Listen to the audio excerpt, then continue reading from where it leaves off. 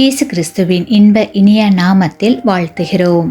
இன்றைய வேத வசனம், நான் உன்னை அனுப்புகிற எல்லாரிடத்திலும் நீ போய் நான் உனக்கு கட்டளையிடுகிறவைகளை எல்லாம் நீ பேசுவாயாக.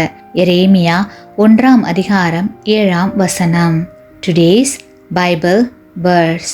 For you shall go to all to whom I send you, and whatever I command you, you shall speak. Jeremiah chapter 1 verse 7.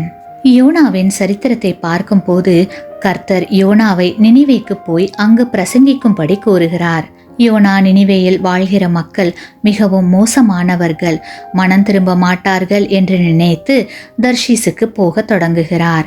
ஆனால் தேவனுடைய திட்டம் யோனாவை கொண்டுதான் நினிவேயை ரட்சிக்க வேண்டும் என்பதாயிருந்தது.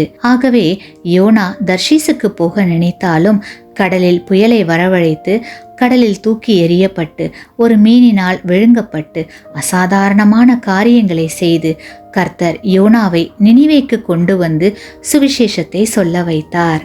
ஆம் கிறிஸ்துவுக்குள் பிரியமானவர்களே, தேவன் நம்மை கொண்டு செய்ய நினைத்திருக்கிற காரியத்தை நம்மை கொண்டுதான் செய்ய வைப்பார்.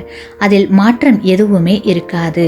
நாம் மாற்ற நினைத்தாலும் சர்வ வல்லமையுள்ள தேவனின் திட்டத்தில் நாம் இருந்தால் அவருடைய சித்தம் மாத்திரமே நிறைவேறும்.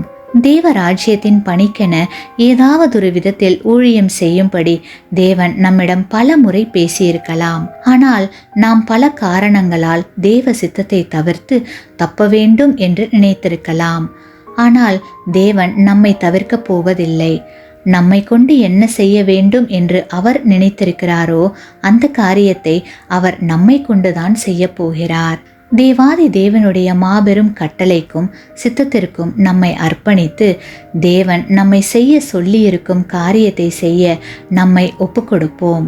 ஒருவேளை தள்ளி போட்டுக்கொண்டே இருந்தோமானால் யோனா மீனின் வயிற்றில் இருந்தபோது அவருக்கு ஞானோதயம் வந்தது போல் நம்முடைய வாழ்விலும் நம்மை அவருடைய சித்தத்திற்கு கீழ்ப்படிய வைக்க தேவன் சில காரியங்களை அனுமதிக்கலாம். அவ்வாறு நடக்கும் போது தேவனுடைய சித்தத்திற்கு கீழ்ப்படிந்து அவருடைய ஆசீர்வாதங்களை பெற்றுக்கொள்வோமாக. ஆமேன். நீங்கள் பெற்ற இந்த ஆசீர்வாதத்தை மற்றவர்களோடு பகிர்ந்து கொள்ளுங்கள்.